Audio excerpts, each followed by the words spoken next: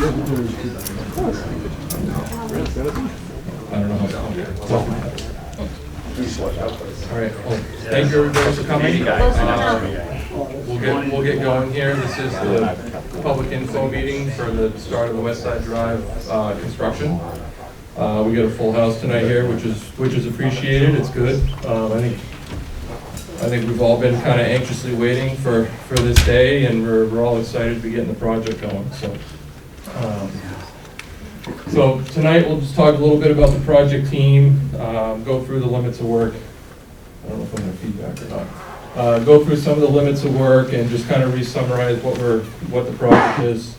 We'll talk a little bit about some of the typical impacts, and then the contractor schedule. We'll show a little bit about what traffic control might look like, and then talk a little bit about the distribution of public information.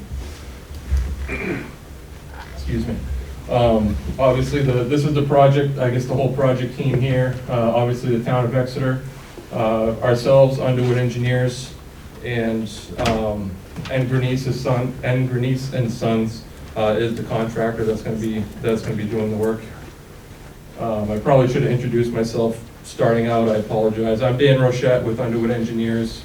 I was the project manager for the final design phase of the project and getting us to this point here. Tyler Stanley is with me. He's going to be one of the key contacts with the project moving forward, helping me out. And then Cole, a Cherry Row, right? Getting it. Cole will be helping Tyler out with the day-to-day operations and hopefully trying to keep things moving. We also have John Toll here. He's actually in the back of the room. But John Toll is going to be our resident project representative. So he's going to be on site daily once the contractor's operation starts. And he'll be our, ultimately the town's eyes and ears out on site, helping the contractor, answering their questions, and just doing a lot of the back and forth and keeping things moving.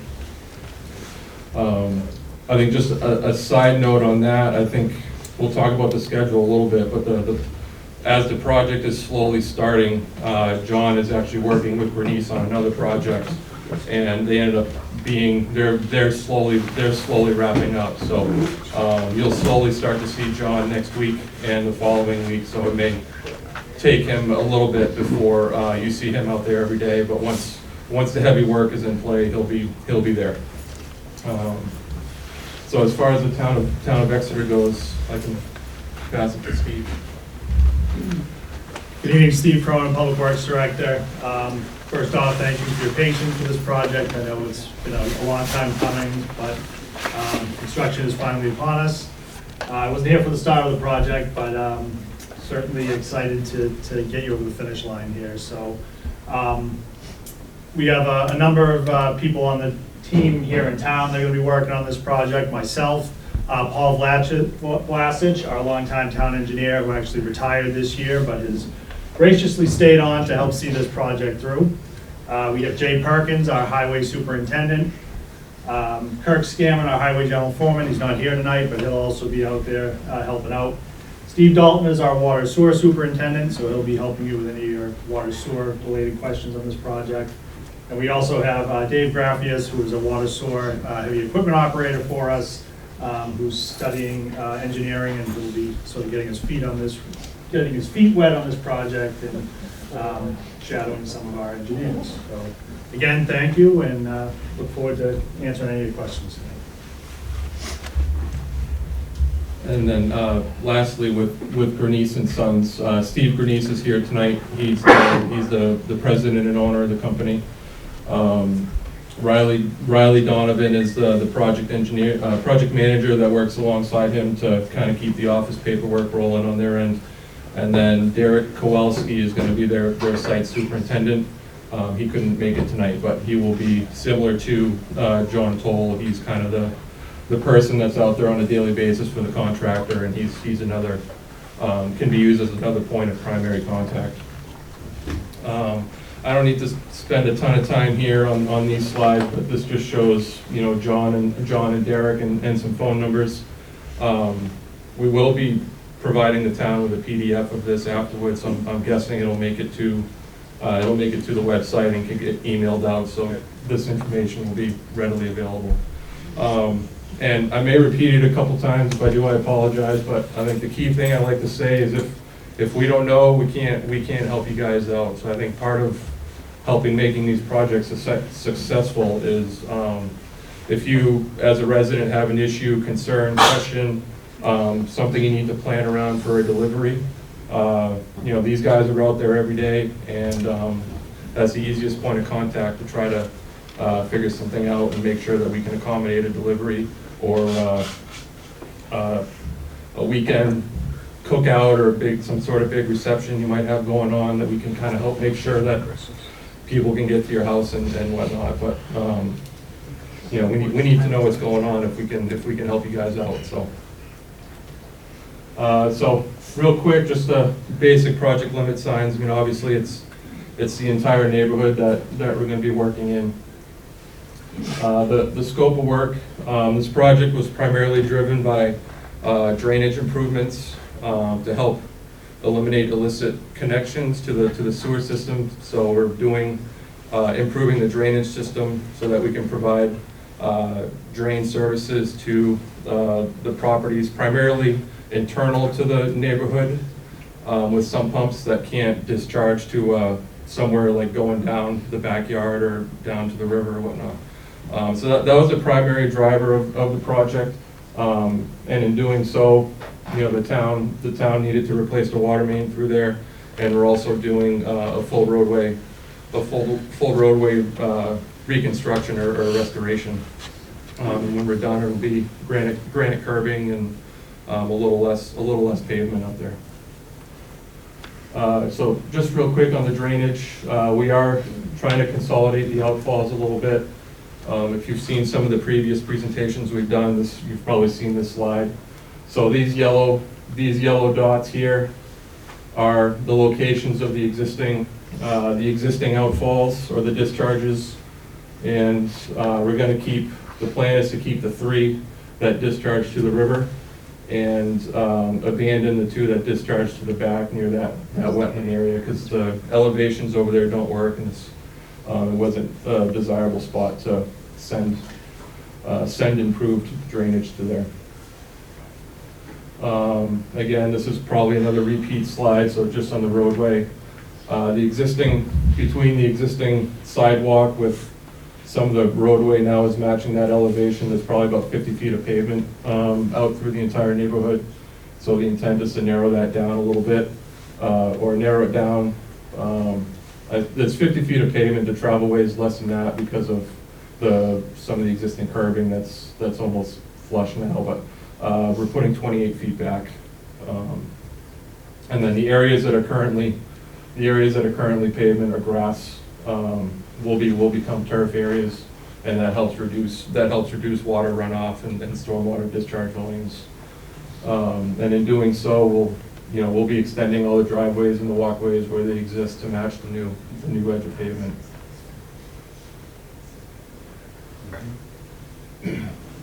So regarding the drain services, as I mentioned, the part of the work is to install drain services on, I guess, the internal properties for the neighborhood, where you can't have a sump pump that discharges like away from the property down a hill.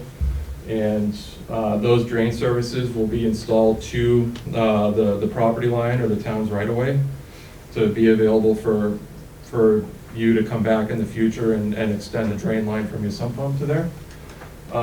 Before any of those installations happen, and probably early on in the project, the contractor plans on putting out a stake with probably green paint or some sort of identification on it to mark where we anticipated putting the drain service based off the information we have. That'll give residents an opportunity to see where that is and think about it yourselves, and then you can meet with the field personnel to either let us know that it's okay, or if there's an alternate location that's preferred. There is, I know Steve, you can slow me down if I say too much, but the town is considering a program to provide assistance or incentives to potentially help homeowners extend the drain service beyond the property line to the building. But I think there's some internal things that need to be reviewed there. So I can elaborate on that. We will be going before the Water Sewer Advisory Committee and the Select Board to request funding for this program, possibly at their next meeting. I can't say exactly how much the town will be contributing at this point because we don't know. That's really a decision for policymakers to decide. But as Dan said, one of the goals of this project is to reduce groundwater that's going into the sewer system, and eventually making its way to our plant, which has to then run longer and treat clean water, which really should be discharged back in the ground. So we certainly want to facilitate this program to encourage people and give them an incentive to essentially make that connection. So we're hoping that those funds will be approved so that we can give you the details on that. And as Dan said, we'll be holding a separate meeting to explain how that would all work. Thanks, Steve. So moving on to some typical impacts and how you might be affected. You know, obviously construction is not a clean operation. It can be messy. And you know, I think we do our best to, you know, I'll say make it tolerable. You know, we try to do our best to keep dust down. The time of year that we are starting and working through the winter time, I think that helps keep moisture in the towards the surface and the ground and the dirt and everything that's being moved around. So I think from a dust standpoint, it may not be as bad as, you know, the middle of the summertime.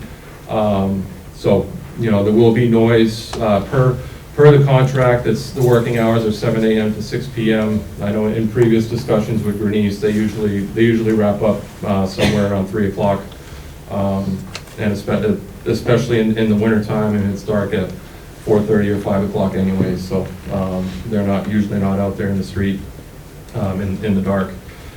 There could be a couple instances where, you know, they do run a little later than what they typically expect, either because we ran into a situation in the ground and things take a little longer than we think to get done, or if, you know, they just need to keep pushing on. If they just keep pushing on for another couple hours, then it helps their sequencing for the next day or whatever the next stage of the work is. So there could be isolated times with later work, but in general, they try to wrap up by 3 o'clock.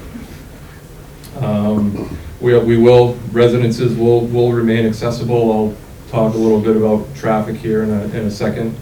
And we are doing water work, so you can anticipate some water service interruptions. Any long duration interruptions, so the ones that we need to actually shut the water mains off to do a tie-in, to actually cut the water main and do a connection or whatnot. Those could be 4 to 6 hours long, a half a day. We try to minimize those as much as we can. When we tie over the water services, those are much shorter. Usually it's a half hour or so. And for the long duration shutdowns, you'll be notified. I think it's a couple days. In advance. We usually the town will hand out flyers that notify people of that. For the water service turnovers, a lot of times it'll be, if the intent is to try to do your house in the morning, then they may knock on the door the day before and say, hey, we intend to do your house in the morning. You know, is that okay? Or if it's in the afternoon, they might try to knock on your house in the morning and just try to coordinate that kind of on a short notice protocol. And then we'll also ask that there's no street parking in the active work areas, just because it's not helpful when there's vehicles in the way. Even if we're working on one side of the road and, you know, people try to park on the other side of the road, it limits space for getting traffic through, or just the equipment maneuvering and moving around. So we'll ask that there's no parking on the street and where we're actively working. And Steve, I'm guessing we'll have barrels or signs up or something in those areas. Yes. Okay. The operation is relatively linear, so they'll be moving down the street. So you'll get the gist of where they are going based on where they came from. So Yeah. it shouldn't be. Yeah, you'll get used to the flow of operation.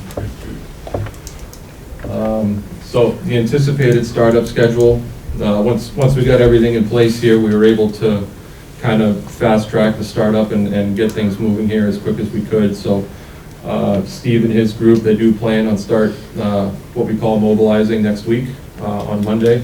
So you'll see, maybe some equipment being dropped off, just some excavation aids, trench boxes, steel plates. There's some areas that we might be working around or near the river or whatnot, so you might see some erosion control, silt fencing, or the silt socks going into place. So you'll start seeing that activity next week. And I believe I'll call the heavy excavation or the real work will start, I'll say on or around November 10th. I think right now we're planning on November 10th, but depending on how other work that's being finished up goes, it could probably slide a day or so. The initial work will begin at the primary entrance of the neighborhood. I think no, it's a couple up, but it'll start at the primary entrance of the neighborhood with the water main tie-in on Front Street. So you can expect to see that's where the work will take place, and then the water main work will extend through there, and then we'll go one direction or the other. I'm not sure yet which way we're going, but and that's probably one of the tougher traffic impact areas, is just in that entrance, because it's obviously there's less ways to go around, but we'll maintain the ability for traffic to get through at least in one direction, alternating, and there'll be flaggers, and I think even police detail for Front Street, if I remember correctly. Let's see here, yeah, November 10th. So, and then I think the goal is to get as much of the water main work completed before, I'll say the heavy winter hits, and then we'll move on to the drainage installation over the winter months, and then once spring hits and the frost is out of the ground and everything's thawed out, we'll begin reconstructing the roadway and all the areas that were completed over the winter time. And then I guess we'll call project completion right now. I think we're expecting sometime in the fall of next year. So it'll be 1 year of a full year of disruption and whatnot. But I think the idea is to try to get in there, get a couple crews in there, get it done, and get out. So we talked a little bit about traffic control, but there'll be flaggers on site, following the crews around and helping direct people which way to go. A lot of times flaggers will also help with pedestrians if someone needs to walk to their house near, is walking around the neighborhood or whatnot.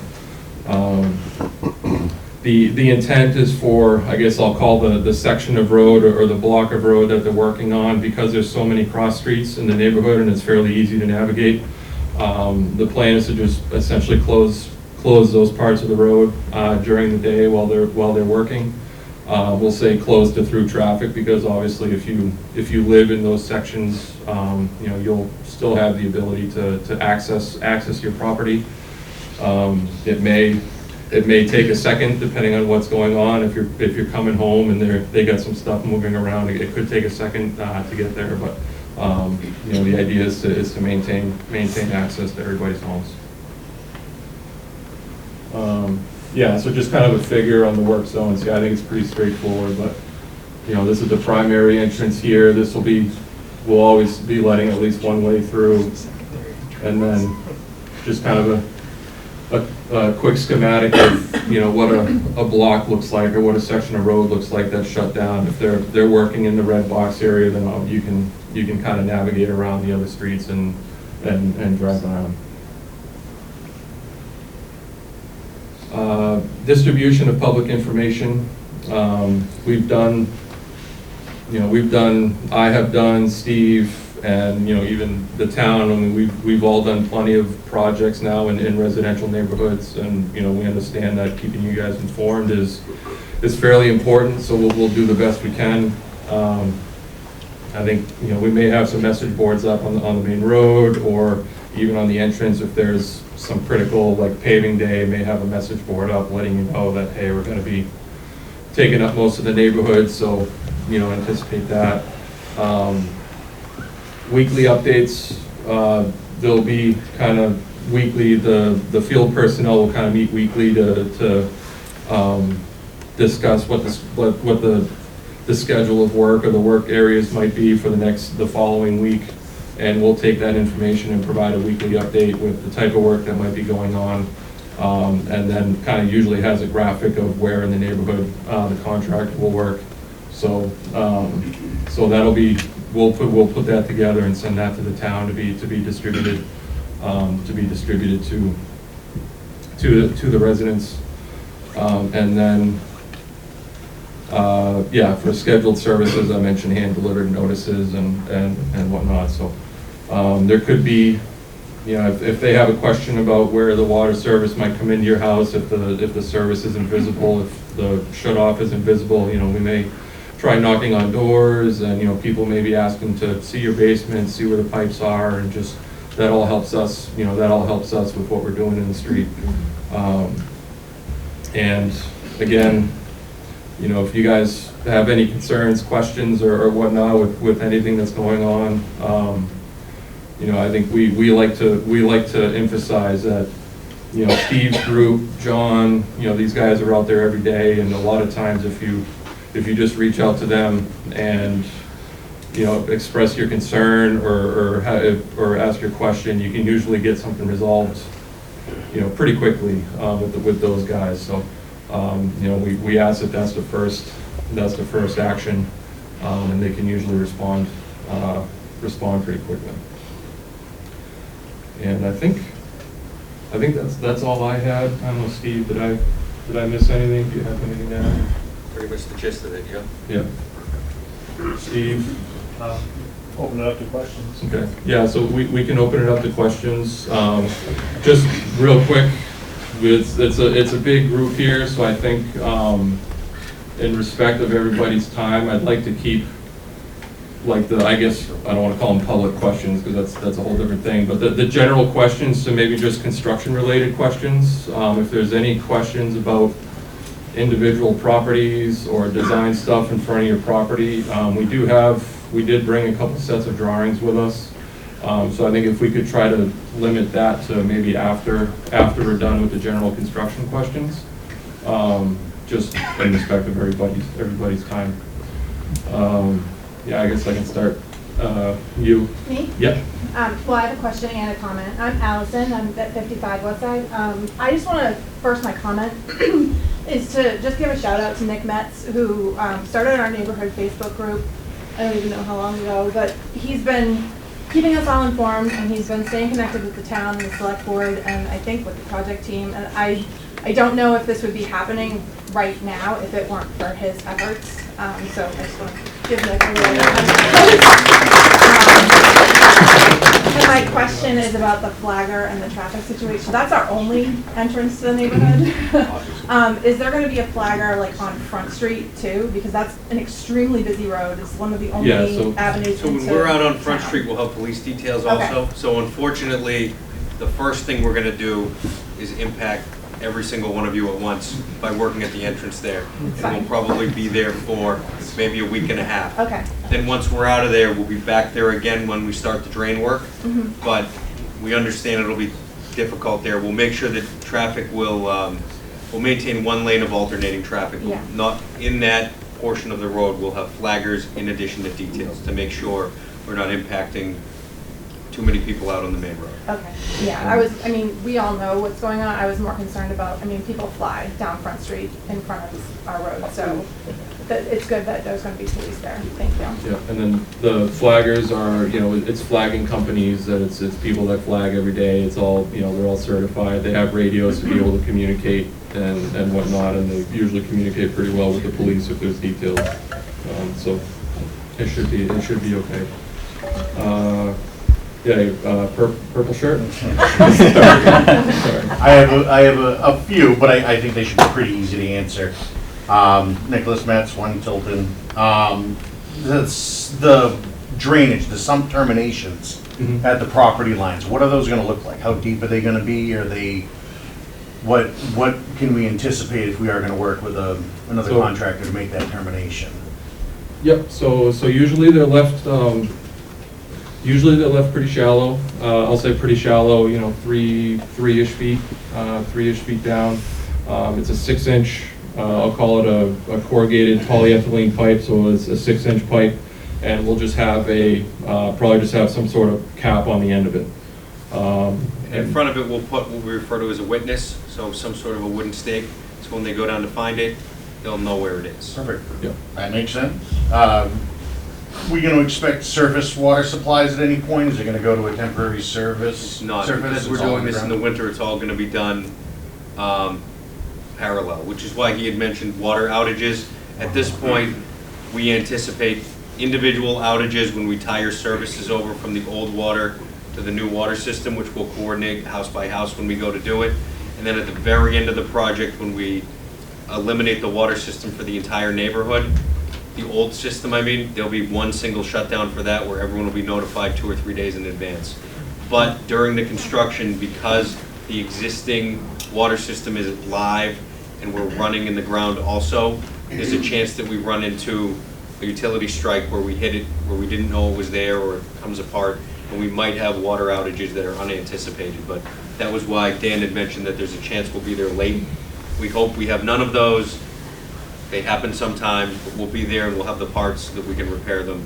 But there won't be temporary water, so you don't have to worry about temporary water freezing in the winter. Okay, that helps.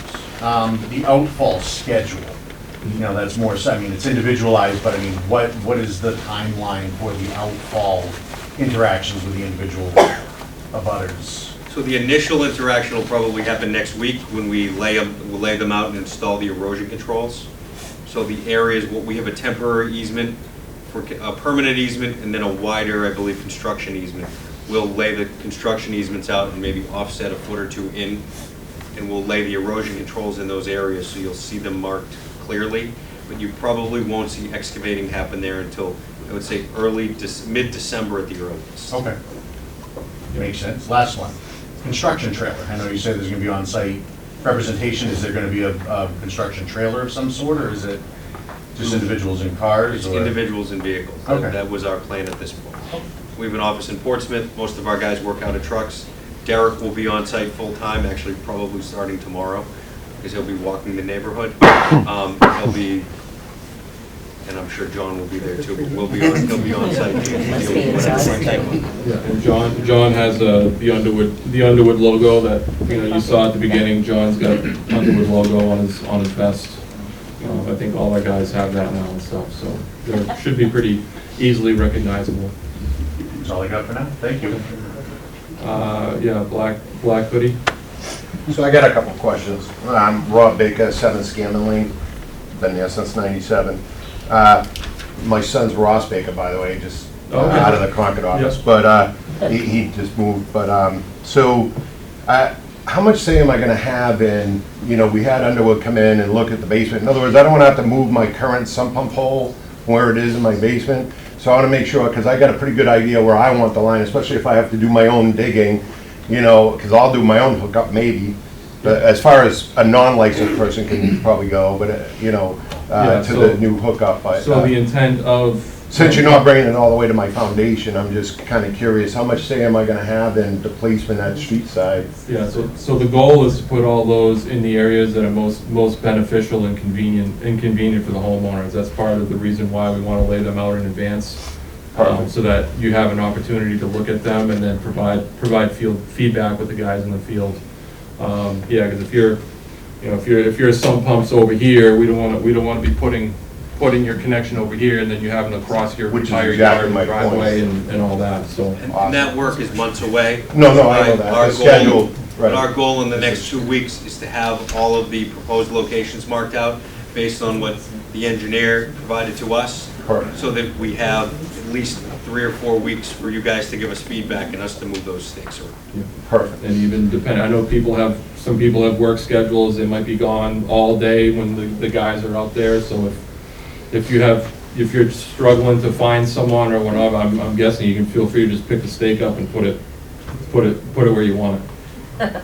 So I'm also in the center, well, I'm not technically right in the center. I'm more towards where you're gonna be eliminating the first storm drain coming from 111 on the outside of Westside. My neighbor at 9 was scamming, just replaced their sewer line because it rotted and had root infiltration. But they were pumping for 10 hours. They hit water within 6 inches of the topsoil in a drought. So my concern is, where are you gonna move that? If you're eliminating those 2 outside storm drains on the outside of the neighborhood, is there gonna be any field tile or anything underneath the ground to try to help us, so that, when you're talking about corrugated pipe, is there gonna be any, like, elimination of some of the groundwater before I have to pay electricity to pump it? Like, they field tile all kinds of farm fields and everything like that.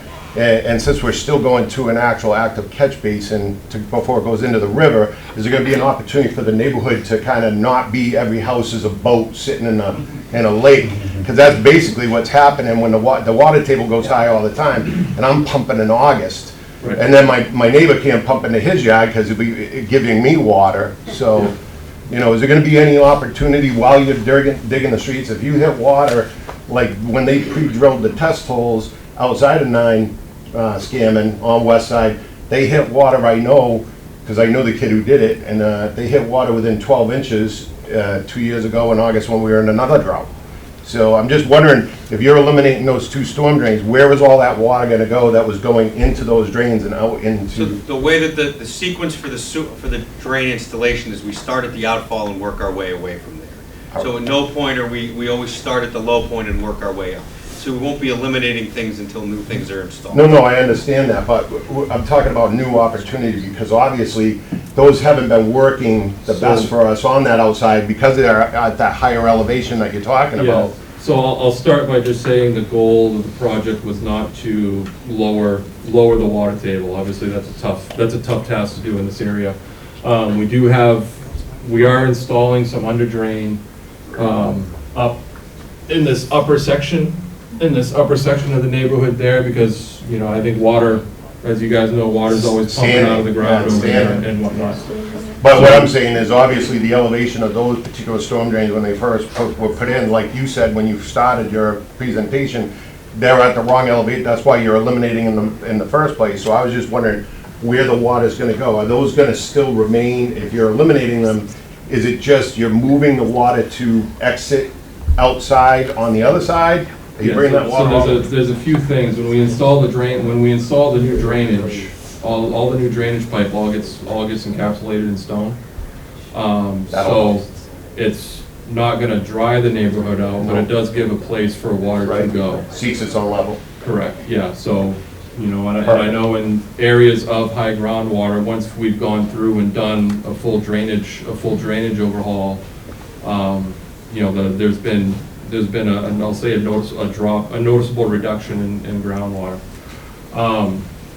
And the other part of it, like you say, your neighbor, anybody that's living in this part of the neighborhood, the sump pumps are just discharging next to the houses, so you're either repumping your own water or you're pumping your neighbor's water. Right, bailing a boat. Yeah. So ideally, as sump pumps get connected to the drain services, then that'll help The reduce evacuation, right. reduce some water in and around the soils. And, part of the road reconstruction is to regrade the entire road so that the water actually moves and Right. goes to where it should, and not just have these long, there's a bunch of elongated puddles out there right now and whatever. So part of all of that is providing a complete project where, making sure that the drainage we're putting in is functional to the best of its abilities. Now, my last question is, so I'm worried about impact of winter with natural gas being my main heat source. Like, I know we're gonna be shutting some utilities off, and we're specifically working on water, but there may be some natural gas stuff, because they were talking to Karen about, they didn't know where it was, or might have to move it, or, so is it only gonna impact individual homes? I mean, I'm not talking about a break by accident, So I'm we're not talking doing about. any natural gas work as part of this contract. So, We had cool. reached out to, I believe it's Unitel. Yeah, I don't believe they had anything planned. I know we had asked, we had heard something similar that they didn't, maybe something, I don't know, there was maybe a gray area where they were thinking of possibly doing something. We're not aware of any of that at this point. Awesome. So Thank you. outside of an unexpected interruption. outage, we don't expect the gas to be You impacted. know, as part of the dig safe process, the gas lines are usually marked out, and, you know, I say we, Steve's the one doing the digging, I don't do any of the controls. No, but- they've come through and marked it all. I mean, and I wasn't anticipating that there would be any breakage. I was just wondering if there was gonna be any movement that would cause a shut off that might interrupt my heat. Not that we're aware of at this point. I know I have a site meeting with their markout guy next week, but I believe it's just a standard, hey, an introduction meeting. There's nothing that we're aware of. Awesome, thank you for your time. You're welcome. Yeah, white shirt over here. Garrett Kane for Tilton Ave. Question about the piggyback off the front when you're doing construction to the entrance. You said it's going to be about a week and a half whenever you're digging up the front and you'll have flaggers out. What about the times that y'all aren't there? So after 6 p.m. and before 7, and then on the weekends. Will both of those lanes be usable again, or are we going to have to kind of figure it out ourselves? So our intent in general is, other than where our equipment's going to be parked on the side of the street, that everything will be drivable at the end of the day. Okay. So we'll utilize steel plates to cover the holes, we'll backfill every day. They'll keep a relatively short operation. It might expand during the day, but at night, everything is buttoned up. I mean, they won't be parking equipment at the entrance, they'll move it in around the corner. Okay. So everything will be drivable at the end of the day, at the end of every day. Sweet. Yeah, right here in the green. Two things, Ann Steele, 5 Westside Drive. So there will end up being no sidewalks, not that they're super functional, but will there be sidewalks at the end of the? There is a section of sidewalk being replaced, and the sidewalk will extend off of Front Street, and then it's gonna cross over here, and then it wraps around the corner of this area here, and I apologize, I can't remember off the top of my head where it ends, but it ends somewhere in this area here, once it gets out from around the corner. So that's it. Yes. My concern is, what's gonna happen with the bus stop while this is all going on? I mean, we're gonna be moving it every day and. I was gonna call the bus company tomorrow. Yeah, we They were know also. me. I mean, right now, we meet, Yeah, we're on the the- main bus stop is right at the main entrance there. Yeah. And, there's like 10 kids that jump on the bus at Talking a about the time. school bus? Yes. Oh yeah, we'll coordinate with the school bus company. It was part of our meeting last week. We have a phone call. Okay, so is somebody reaching out to the bus I company? believe they already have. That's Okay. always part of what our Okay, yeah, projects are. because we have like 7 to 10 kids that get on there every morning Okay. for the elementary school. And we'll make sure that that's accommodated. It'll be, again, the first couple days on the job are the toughest here, where we're gonna be working right there. But even with the drain work, we're not out on 111, we're in further. So it's really at the very beginning where it's gonna be tough. Right, understandable. It's just that we've all moved to that corner and our bus driver's not very seasoned, so. Okay. Be nice. We'll let the flag, they'll like shut down in the morning, let the bus. Not 5 I stars, mean, do our- not recommend. Typically, when the bus doesn't go well, that's a major problem for us, and we don't wanna have a major problem. Yeah. So we know that's And these kids universal, the bus needs to be handled. These kids are zipping around. Okay, we'll just tie him to the sign, Ann. Yeah, and similar with trash, trash removal and the post office and mail delivery, there's coordination that happens with those parties to make sure that everyone's still able to get their mail, and trash pickup still happens as it's supposed to, and whatnot. Yes. Anthony over at 77. I'm just wondering, the scattered roadways that you're gonna be leaving behind as you progress, exactly how's that gonna be backfilled? Is that gonna be like crushed rock we'll be driving over? Is that gonna be cold patch? Because obviously nothing's being paved until fall of Yeah. 2026. So especially given the plan for the winter operation, we have, which, we've started talking with Steve a little bit, but we're gonna lay out a schedule where they can whether it's once a week or so many feet, they'll be going back and putting in temporary pavement over the trenches to help with winter maintenance and plowing and smoothness. Okay, and one more thing, I got paperwork for you, but my property, that paperwork you sent me that I could sign for you, spoke of going through my property, supposedly you're gonna be going through my property to, the drainage to the creek behind. Someplace over there, that's the side of the house where my, natural gas line comes in, as my good neighbor was saying. But just have some concerns about that. Yeah, we would make sure to avoid the gas, but we can talk, we can talk afterwards, yeah. Thank you. Yep. Yes, purple hat. Chris Gershon, 19 Westside Drive. I might have missed it in the presentation, but can you just describe a little bit better the water main tie-in into individual homes? Is that at the street or up to the house? Sorry, yeah, I may not have touched on it. So as part of the water main, as part of the water, I'll say the water system replacement, the water services are gonna be replaced from the main to the property line. So essentially where your existing curb stop is, or the shut off, most of it's probably in your lawns or right behind the pavement. We'll be extending new copper to that shut off, and that's where we will be making the connection.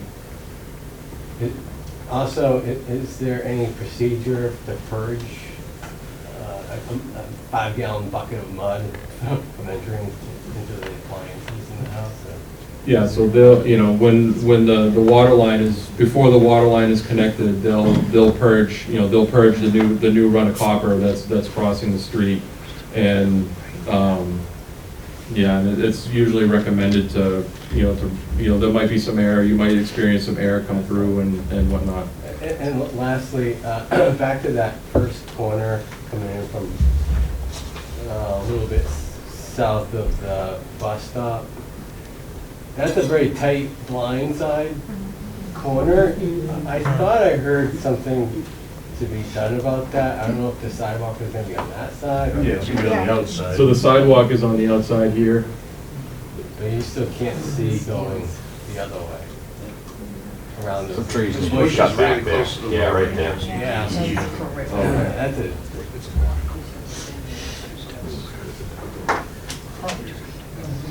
Yeah, so correct, yeah, the road, the edge of the road is going to be in a different spot. I'm not, we didn't, because of, slow speeds, neighborhoods, that type of stuff, I mean, it's hard to eliminate, it's hard to eliminate blind corners, but. Yeah, but the edge of that street at that corner will be what, 10 feet closer? Yeah, so as, off the top of my head, I don't know like where because each spot is a little different depending on how I designed it, how we designed it. But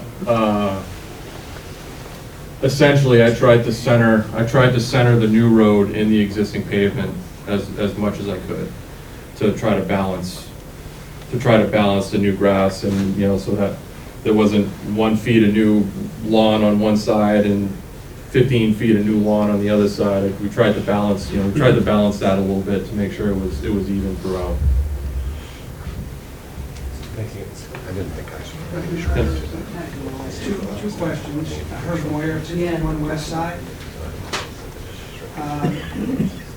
The elevation points in that whole development, I'm at 51 on the east side and there's somebody directly opposite me.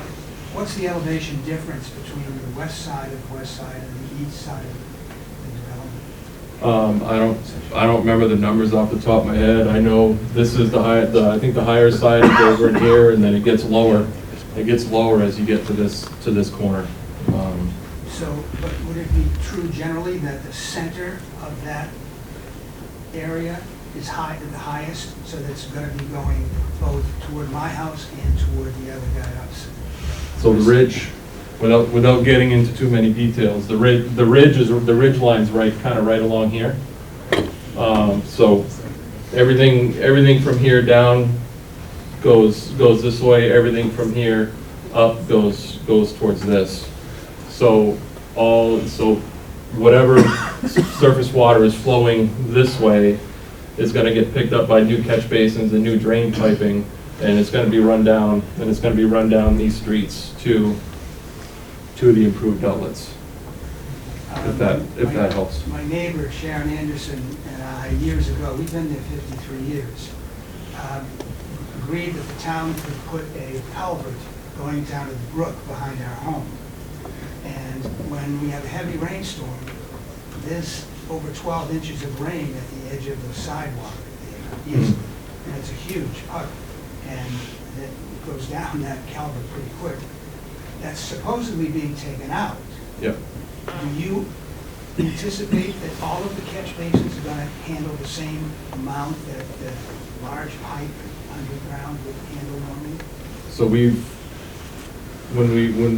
increased the number of catch basins, so there's, I forget how many catch basins we're putting in, but I think you can probably count the amount of catch basins existing in the neighborhood on one hand, maybe 1.5. And we're probably putting in, 25, 30 structures. So we're significantly increasing the amount of catch basins, the amount of pipe work, the amount of handling, so that the water, it gets shed off the road, put into the drain system, and then discharged from the neighborhood. Is it your view that taking sidewalks out of this complex has no impact in public safety, with people not having a sidewalk to walk and narrowing the street by 14 feet? I'm just curious, did you give any considerations to public safety when you decided the roads were going to be narrowed? Just curious. People are running and walking and riding their bikes. Yeah, I mean, the project went through a pretty significant public process and comment period. And But I'm asking your organization, did you give any consideration to public safety when plans were put forth to the town? I mean, Paul has his hand up. Yeah, Dan, you're right, we did go through quite the process, leading up to even before design. And it was during the COVID days, we had a lot of those online. Many participated, I can remember hearing your voices, so I knew you were there.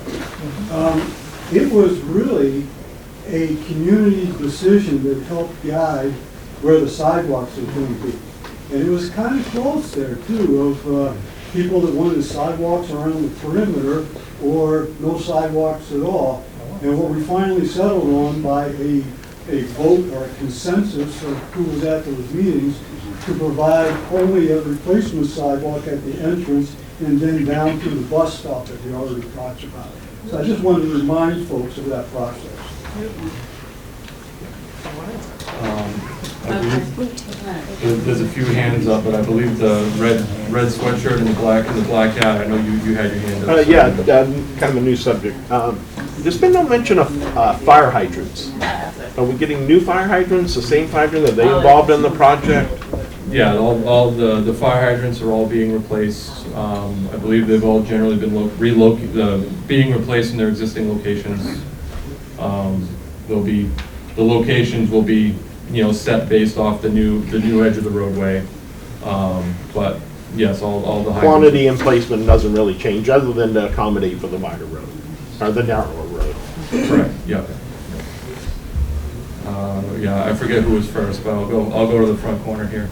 So along with the fire concerns, when the water is shut down for the extended period of time, that 4 hours, how are we going to put out a house fire?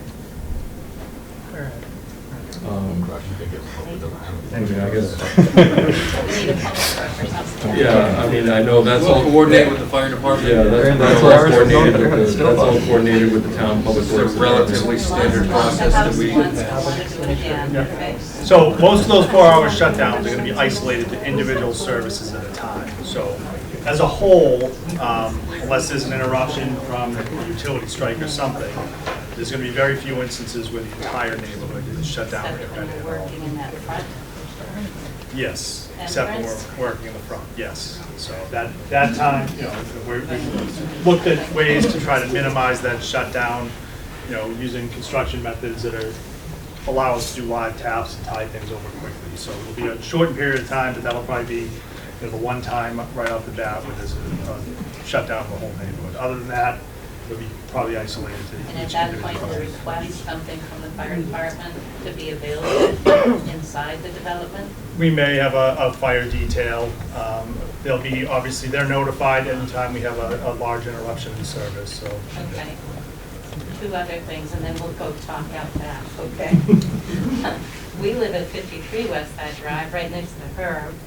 And when we moved into that development, only like 40-plus years ago, our driveway used to be higher than the road. We now have a driveway that slopes down very nicely, with water that runs down very nicely right into our garage that's under the house. And the water table gets very high from the brook out there because there's a culvert out by the railroad tracks down the line that gets plugged up, and then the water rises and it floods our backyard and it floods our house. So we'll talk about where we want to put our sump pump in and what you can do.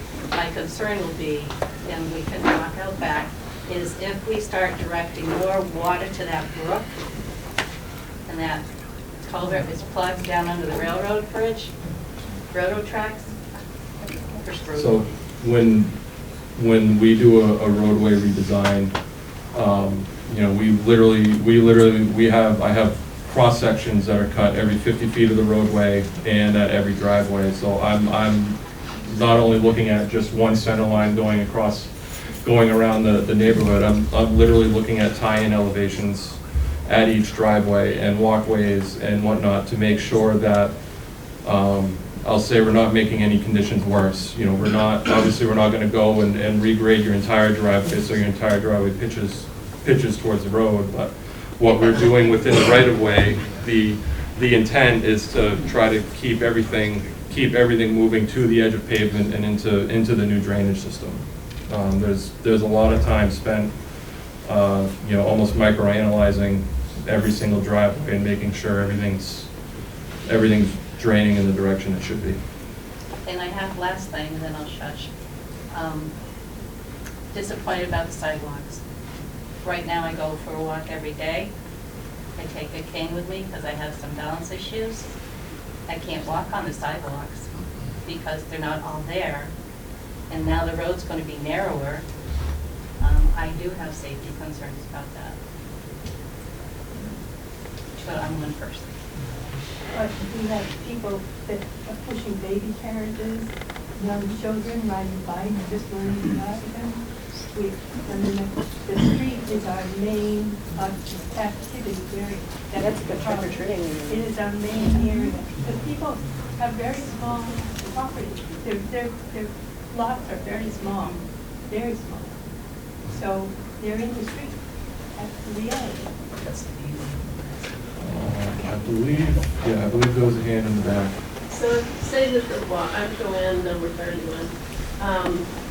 My understanding is all the water is going to come to those three lower areas. Yes. We are at the lowest of the lower area over there. And You're one of these here. we're number Yeah. 31, yeah. Yeah. And the pipe is not predicted to go all the way to the river, so I'm not sure how we're not going to lose our backyard to water. So if you could just help clarify, because we already have a lot of flooding back there. I see Paul raising his hand. Yeah, Dan, after the bulk of part of the meeting, come on back and walk Yeah, through that we with the can- resident. We can look at that with you after the meeting. Thanks. Can I ask you? Wait. To piggyback off of the safety thing, because it is a concern. When y'all were originally polling to determine whether or not we wanted sidewalks or not, did people know that the street was being narrowed? Because I have a feeling the reason they said no to the thing, because we have a big street as it is, which allows for cars to be able to see kids, and people walking easier. We narrow that street. It makes it so that kids have a less amount of place to play in the street, but also makes it so that not as much room to park on the street, or for kids not to be in the middle of the street when they're playing. Yeah, no, the road widths were identified when those decisions were being made. Yeah. At an earlier meeting, I was under the impression that the roadway was going from 42 feet to 28 feet. Am I wrong? No, that's correct. And you don't live there, so you don't know how fast people drive on Westside Drive. Mm-hmm. And I think I've talked with a number of my neighbors here. It is really dangerous to have a narrower street, particularly when you have two cars parked opposite one another, and like there is on Washington Street. And, the police were very nice to put a radar unit on the telephone pole by my home. They found 5% of the people were going well over the speed limit to the point that they would enforce it. They're not enforcing it. And we're just concerned about people speeding and with the roads. I guess just from a standpoint of that, when you do the math, that road is as wide as one of the east and westbound barrels on 101. So by adding curbing and narrowing that road width down, that's gonna slow people down. It's But it's not going to take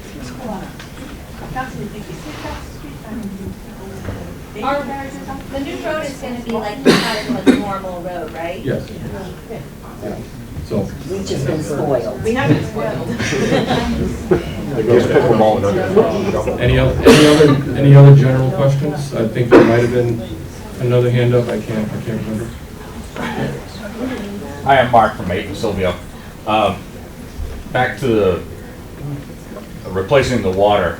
Is the complete water system in the neighborhood getting replaced?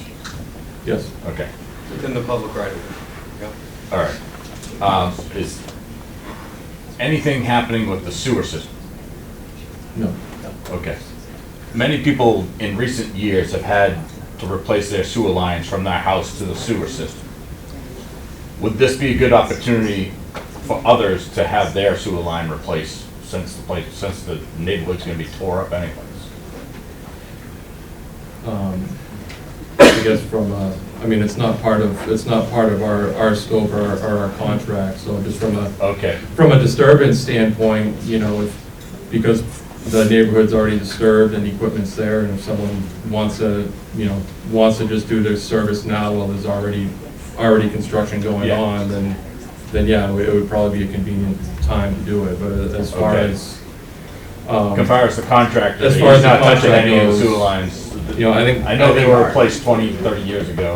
Yeah, I think we have some provisions in the contract for, I'll say, sewer service work in case we find one that might be we had a lot of information. We've done everything in our best to avoid all the sewer services, but there may be some we have to adjust up or down a little bit. So we do have provisions just for relocations, but there's no scope of work for service replacement. Okay. Thank you.